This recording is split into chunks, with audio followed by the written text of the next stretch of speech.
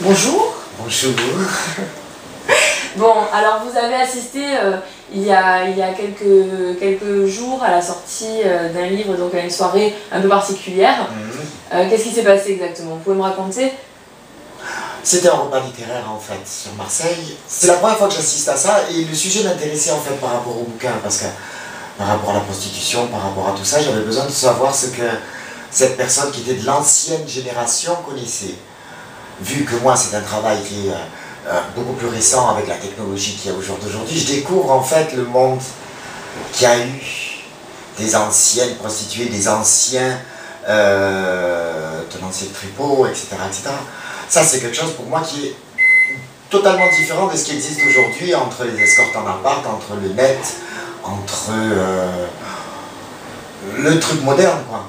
Tout ce qui se fait dans la rue, ce qui se fait dans les maisons closes en Espagne, ce qui se fait à domicile, comme vous travaillez. Oui, voilà, oui. donc ça n'a rien à voir en fait. En tant que travesti, maintenant, si c'est pour les femmes qui sont étrangères, les femmes de l'Est, les africaines, etc., celles qui sont maquillées, c'est encore une autre histoire. On ne peut pas comparer, vraiment ce milieu, surtout les travestis qui en général sont autonomes, à ces femmes qui elles ont en jeu un passeport, la famille, un destin, autre chose. Oui, bien sûr. Ah, c'est encore autre chose. Moi je ne fais pas partie de cette procédure, c'est le même travail, mais ce n'est pas les mêmes trucs. Moi je le fais pour remplir le frigo, hein.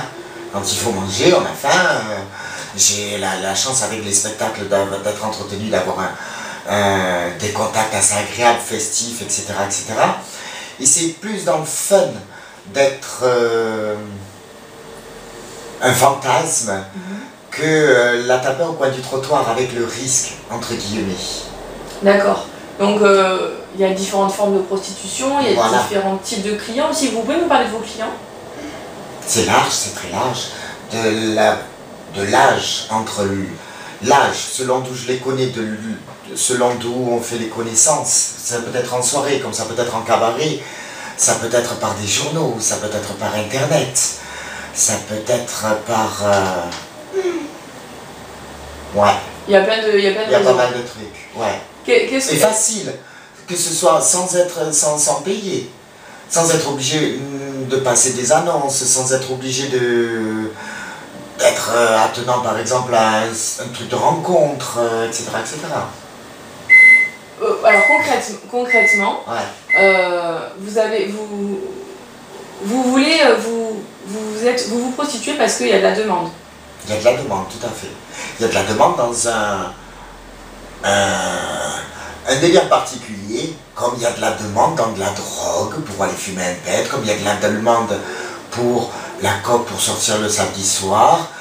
C'est pas le salaire, et puis après le loyer, et puis après l'électricité, et puis après les vacances en famille. C'est pas dans ce monde-là. C'est d'autres gens. Ils ont leur vie, mais moi je fais partie d'un truc À part. à part. Le petit fun. D'accord. Vous êtes le petit fun des clients. Le petit fun des clients, est-ce que c'est comparable à celles qui sont maquées? Est-ce que c'est comparable à celles qui sont au Bois de Boulogne? Est-ce que c'est comparable à celles qui sont à Michelet ou à Tuban à Marseille?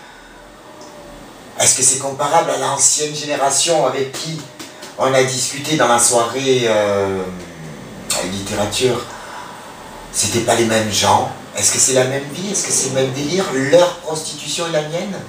Je pense pas. Je crois pas. Et encore bien moins Roselyne Bachelot par rapport à pénaliser le client. Les miens, je sais pas si les miens sont concernés. Puisque de toute façon c'est déjà hors norme. C'est pas le truc habituel, c'est pas le truc comme la révision de la voiture par exemple, tous les 6 mois, 8 mois. Ce sont des clients réguliers que vous avez? Certains, on peut pas dire un pourcentage, certains. Il y en a certains que, il y a des trucs, enfin, il y en a, moi j'en ai gardé un pendant longtemps parce que sa femme a été plusieurs fois enceinte. Ouais. Et c'était pendant les cycles de la grossesse. Alors vous avez des clients parce que leurs femmes sont enceintes qui viennent vous voir parce que...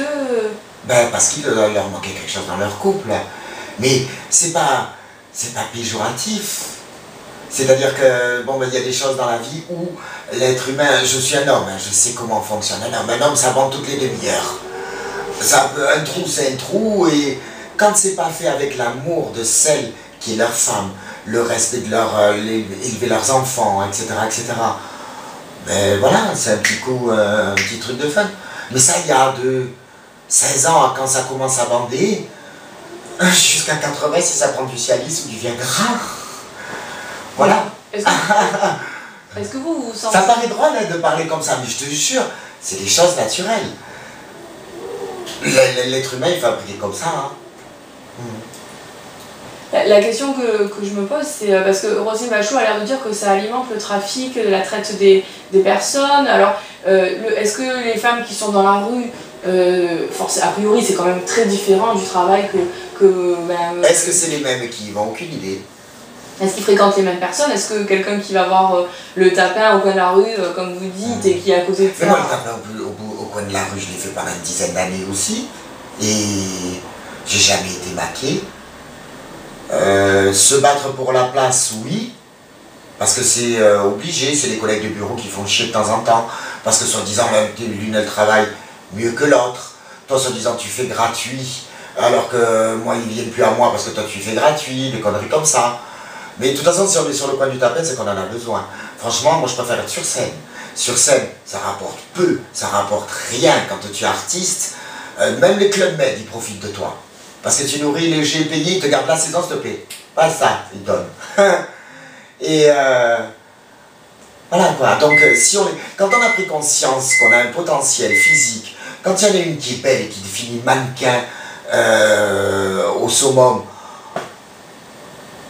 elle a pris conscience, c'est son métier, c'est son travail. Elle a été gâtée par la nature, elle a une bonne étoile, merci mon Dieu. Ben moi c'est pareil, mais c'est pas chez Galliano ou chez Givenchy. Déjà d'un, c'est une priorité pour survivre. Parce qu'au jour d'aujourd'hui, c'est le système financier qui trône avant la vie humaine. Et franchement, tu peux crever la faim. Même pas la pièce, on te donne un feu rouge. On est tous comme ça, on le fait tous. Hein.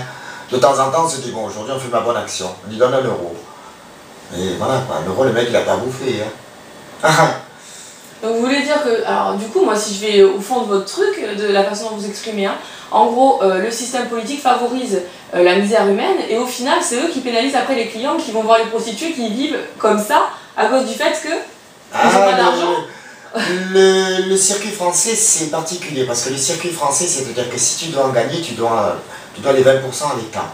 Mais sur n'importe quoi que tu gagnes, que ce soit fait en poussant la merde, ou que ce soit fait en étant coiffeuse, et faisant des coupes des cheveux, en payant la TVA, etc. etc.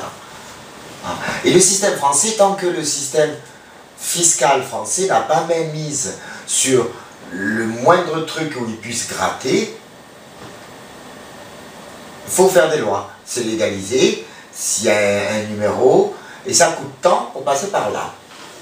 Donc en gros là, selon votre ressenti, ce que dit Roselyne Bachelot concernant les maisons de close, le fait que les clients, bon, par exemple, il faut que les clients soient pénalisés parce qu'il n'y a pas d'argent ça transite pas par l'État, c'est ça? Non, ça part.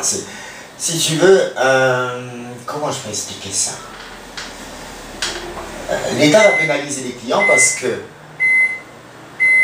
par rapport à son action, on le pénalise, on y prend son argent. Bon ben tu passes sur une route qui est limitée à 50, tu fais du 60, pof, tu es pénalisé. C'est le même truc.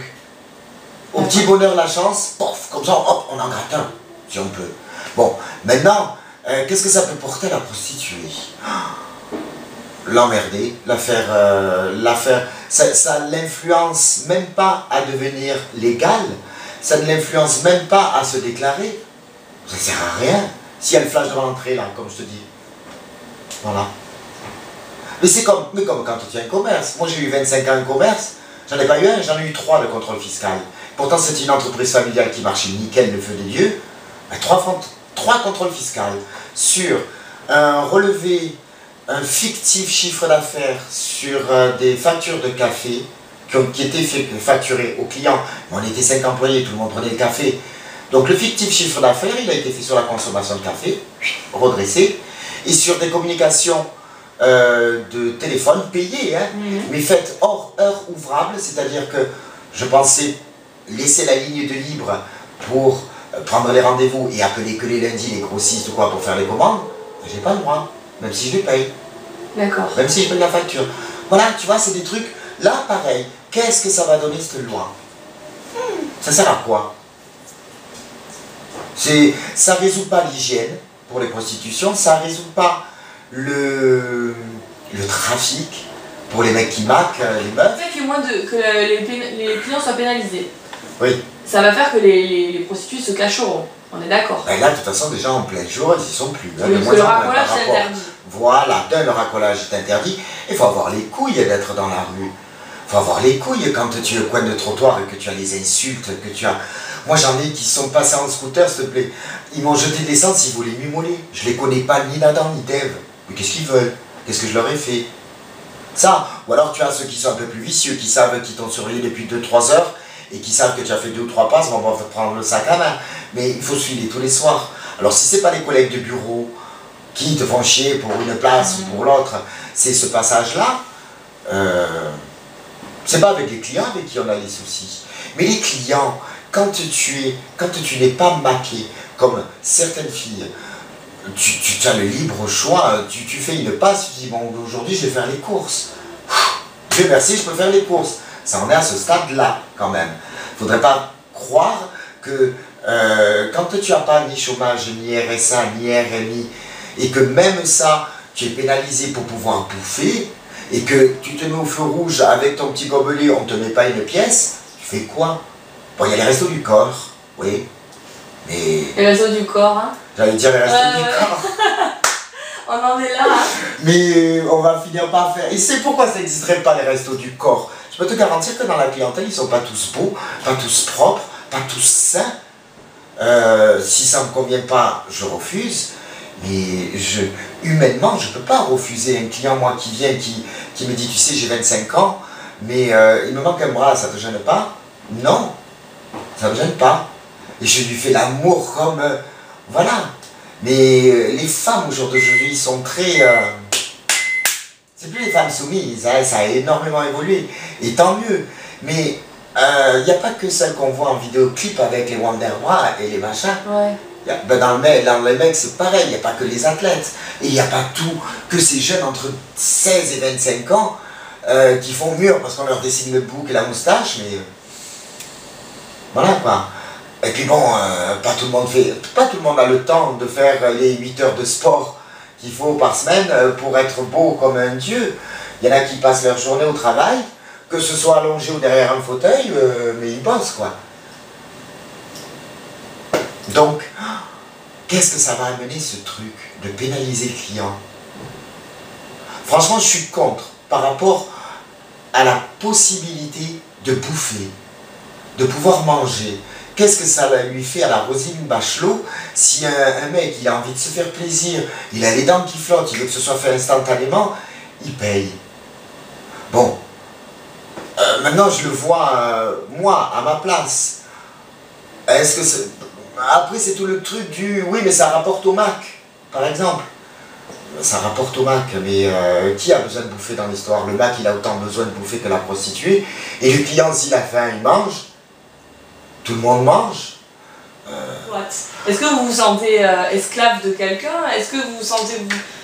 C'est une question plus perso pour le coup. C'est une question perso quand tu as la niaque. Tant que tu as la niaque. Tant que tu as la niaque, tu es vénal, ça te permet de vivre. Et l'avantage que j'ai, moi, en étant scénique, c'est que c'est un jeu, c'est un rôle, c'est du théâtre. On est sexy, on est... Bien sûr, le jour où j'ai la crève, que je suis malade, que je ne me sens pas, que j'ai pas le moral ou quoi.